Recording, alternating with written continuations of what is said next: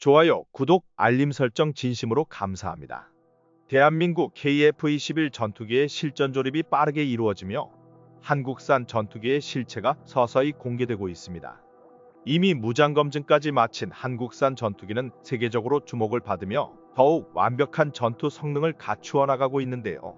당초 한국산 KF-21 전투기 프로젝트는 극심한 반대에 시달렸던 사업이었습니다. 한국국방연구원 카이다에서는 7차례의 사업 타당성 조사에서 6차례나 타당성이 없다는 결론이 났으며 전투기 개발까지 돈이 너무 많이 드는데 사업을 성공할 수 있을지 불투명하며 투자 비용 대비 이윤을 남길 수 없다는 게 바로 KF-21 전투기 개발의 타당성이 없다는 이유였습니다. 사업 타당성이 있다는 결론이 나오는 데까지만 9년이 걸렸으며 이후에도 계속해서 반대 의견에 부딪혀야만 했습니다. 가장 최근에는 KF-21 전투기가 F-35 전투기보다 비싸다는 말도 안 되는 국영 언론의 보도부터 카이다의 양산 물량 축소 사건까지 있었습니다. 반대파의 입장에서는 한국은 미국과 유럽과 같은 항공선진국이 아니기 때문에 굳이 많은 돈과 시간을 들여 전투기를 만들 필요가 없으며 이미 성능이 검증된 미국산 전투기를 구매하는 것이 빠르고 싸고 안전하다는 게 주장이었습니다. 한마디로 이들은 성능 좋은 아우디를 구매할 수 있는 값으로 왜 소나타를 만드느냐는 것입니다. 심지어 사업이 늦어지면서 F4, F5 추락사고가 일어나 검증된 미국산 전투기를 빠르게 구매해야 한다는 의견도 확산되었습니다. 단기적으로는 불필요해 보이고 험난한 길을 가는 것 같지만 장기적으로 우리에게 꼭 필요한 일이 바로 전투기 개발이었습니다. 이제 한국이 만든 소나타 KF-21 전투기에 관심을 갖는 국가들이 우후죽순 쏟아지고 있습니다. 대한민국의 KF-21 전투기가 하늘을 날아오르고 세계 각국이 한국의 경공격기를 구입하며 그야말로 K방산 열풍이 불고 있습니다. 이제는 한국군의 수준을 폄하하기만 하던 중국 역시 분명한 현실을 직시해야만 하는 시간이 왔습니다. 전 세계의 외국인들이 봤을 때도 이제 대한민국이라는 나라를 뛰어난 군사강대국이라고 인정할 수밖에 없는 상황이 된 것입니다. 또 세계 국가들과 비교해봐도 최첨단 기술력을 갖춰 모든 무기를 직접 제작하는 몇 안 되는 국가 중 하나가 되었습니다. 미국과 유럽에서 세계적으로도 두각을 나타내는 한국인들이 여러 배출되고 있고 현재는 전 세계적으로 한국 문화가 붐을 일으켜 국제 위상도 과거에 비해 굉장히 많이 올라간 상황입니다. 또한 한국은 중공업을 포함해 조선업과 자동차 등 어느 하나 모자랄 것 없는 기술 강국으로 불리는데요. 이렇게 지속적으로 발전하고 성장해 나가는 대한민국이 KF-21 전투기의 넥스트 비행을 진행하는 가운데 이번 시험의 핵심은 고고도 비행 도중 엔진의 출력과 랜딩 기어를 점검은 물론 A사 레이더를 포함한 4대 핵심 항전 장비까지 끝없이 반복적인 테스트를 진행하여 모든 데이터를 축적하고 KF-21 전투기의 실제 생산 기체에 적용될 예정입니다. 그런데 최근 놀라운 소식이 들려왔습니다. 미국에서 한국산 전투기에 관심을 가지고 있다는 소식입니다. 사실 그동안 미국은 한국에게 수많은 갑질을 해왔습니다. 우리 한국이 목숨 걸고 전투기 독자 플랫폼을 확보하려던 이유도 바로 미국이 안겨주었던 굴욕 때문이었습니다. 우리가 미국에서 돈을 주고 사온 전투기이지만 고장이 나면 미국의 허가를 받아야만 고칠 수 있습니다. 2011년 한국 공군은 F-15 전투기 동체 밑에 장착되어 있는 센서에 문제가 생기자 이것이 너무 자주 고장나 이물질이 들어갔는지 확인하기 위해 일부 점검을 하며 봉인지가 훼손되는 사건이 생겼습니다. 이로 인해 미국 조사단은 공군 정비창 관계자를 불러 윽박을 지르며 무단 분해를 한 것이 아니냐고 취조를 해왔습니다. 결국 이 사건은 그냥 넘어갔지만 한국 공군에게 해당 사건은 굴욕으로 남았습니다. 또한 미국은 부품 가격을 6배까지 상승시켜 통보하는 등 국산 전투기가 아니기 때문에 우리 한국 공군은 미국이 부르는 부품비와 수리비를 지불해야만 했습니다. 부품 수리 비용 문제는 결국 공군 전투력에도 큰 지장을 줍니다. 전투기 핵심 부품을 미국에서 가져와 수리하는 데까지 길게는 1년 이상 걸리기도 합니다. 또한 무장 시스템 업그레이드를 위해 국산 미사일을 시험하기 위해서도 미국의 허락을 반드시 받아야 하며 미국에게 미사일 코드를 넘기고 최신 항공전자 장비가 들어간 소프트웨어 업데이트까지 시행해야만 했습니다. 그간의 갑질을 이기고 우리가 직접 전투기를 만들어내자 이번에는 오히려 미군이 한국산 전투기에 관심을 가지기 시작했습니다. 미군의 찰스 브라운 대장은 미국의 F-35 전투기는 일상 전투에 부담스럽지만 한국산 KF-21 전투기는 데일리카와 같다며 슈퍼카는 주말에만 타는 것이라고 언급하며 미국산 전투기의 비효율성을 지적했습니다. 특히 최근 정부와 민간 투자 규모를 고려하던 FA-50 단자형 개발 사업에 650억 원을 투입할 예정이라 밝히며 실제로 한국산 전투기 미군에게 수출될 가능성이 높아지고 있습니다. 최대 방산국인 미국은 파일럿 육성과 훈련, 전술적인 이유로 단자형 전투기를 원하고 있으며 미국 보잉사가 T-7 전투기로 일으키는 문제에 질려버린 미군은 미국제 무장과 호환이 뛰어난 한국산 전투기에 깊은 관심을 보이고 있습니다.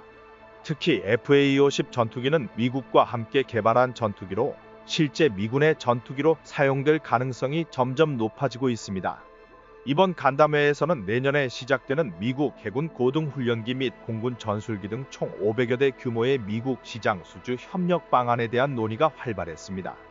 특히 가격, 성능, 납기, 운용비 측면에서 미군이 원하는 고등훈련기의 스펙에 부합하다는 것입니다. 그런데 더욱 충격적인 사실은 FA-50 전투기가 수출된다면 KF-21 전투기 수출길까지 열릴 가능성이 높아진다는 것입니다.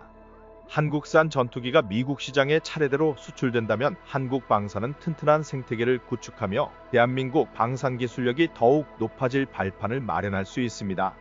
이는 초기 한국산 전투기 개발을 반대했던 반대파의 의견을 묵살시킬 정도로 우리 전투기가 엄청나나 파급력을 자랑한다는 뜻입니다. 다만 여전히 대한민국 공군 스스로 가동률을 높이기 위해서 국산화는 중요한 과제입니다. 특히 한국이 심혈을 기울이는 분야가 있습니다. 바로 4만 파운드급 쌍발 엔진 기술 분야였습니다. 대한민국은 4.5세대급 전투기 제조 기술을 보유하는 데 비로소 성공하였으나 다음 세대 제트 엔진의 초석이 될 저 바이패스 터보팬 제트기 엔진만큼은 현재까지도 전량 미국에서 수입해 사용하고 있으며 우리가 진행 중인 KF-21 사업에도 주요 핵심 기술들을 모두 개발하는 쾌거를 이룩했지만 정말로 엔진만큼은 예외로 칠 정도로 전투기 엔진 개발은 고난이도의 기술력을 필요로 하는 것은 분명한 사실입니다. 이처럼 대한민국의 사례를 보듯 5세대 전투기를 100% 국산화하는 건 정말로 쉬운 일이 아닙니다. 대한민국과 비슷한 GDP 수준의 경제력을 갖춘 유럽 선진국들과 캐나다마저도 자국산 전투기 개발을 포기하고 미국산 F-35를 구매하고 있으며 일본도 자국산 전투기 개발에 큰 고비를 맞아 백기를 들고 미국산 F-35 전투기를 추가 구매하겠다고 발표해버린 상황인데요. 하지만 대한민국은 다른 국가와는 달리 차세대 보람의 전투기에 탑재할 램제트 엔진 개발의 기술을 확보하기 위하여 터보팬 엔진을 개발하고 있지만 2030년대 개발 완료를 목표로 잡고 있을 정도로 항공기 분야의 모든 부품을 완벽하게 국산화해내는 것을 굉장히 어렵습니다. 그러나 희망적인 소식이 들려왔는데요. 하나에어로 스페이스와 한국항공산업이 KF-21 엔진 국산화를 통해 PFA 터빈 노즐 국산화를 첫 번째로 성공한 데 이어 2023년에는 본격적으로 무인전투기 시험비행을 통한 단발형 램제트 엔진까지 개발하며 항공기 엔진 분야에서마저도 우리나라는 조금씩 성장하고 발전하는 모습을 보이고 있습니다. 차근차근 국산화 성공 소식을 알리는 상황 속에서 KF-21 전투기 개발 계획이 얼마나 중요한 결정이었는지 전 세계의 여실히 증명하는 충격적인 사건이 발생했습니다. 한국이 미국에게서 수입한 F-35 전투기 추락 문제인데요. 이번에도 F-35 전투기가 수직이 착륙 도중 추락했습니다. 이번 F-35 동체 착륙 사건은 자칫하면 엄청난 비극이 될 뻔하였지만 우리 한국 조종사의 뛰어난 기량으로 극복해낸 매우 모범적인 비상 착륙 사례였습니다. 현재까지 있었던 F-35 사고 사례들 중 동체 착륙처럼 극한 상황에서 F-35 전투기를 무사히 착륙시키는 데 성공한 것은 세계에서 이번이 처음이기 때문입니다. 이와 같이 한국의 F-35 동체 착륙 사건으로 인해 한국군의 위상은 더욱 높아졌습니다. 반면 미국 정부는 이로 인해 굉장히 곤혹스러운 날들을 보내고 있습니다. 지난 1월에 있었던 F-35 동체 착륙 사건이 전 세계적인 F-35 성능 논란으로 확대되고 있는 것이죠. 현재 국내는 물론이고 세계 여러 언론에서 F-35 전투기의 단발 엔진에 관한 치명적인 결함이 드러났다는 주장과 함께 F-35 전투기의 막대한 개량 비용에 대한 비판이 해외 도입국들 사이에서 쏟아져 나오고 있습니다. 이로 인해 F-35 전투기를 제작한 록히드 마틴은 물론 F-35 전투기 추가 도입을 고려하고 있던 우리 공군까지 크게 당황할 수밖에 없었습니다.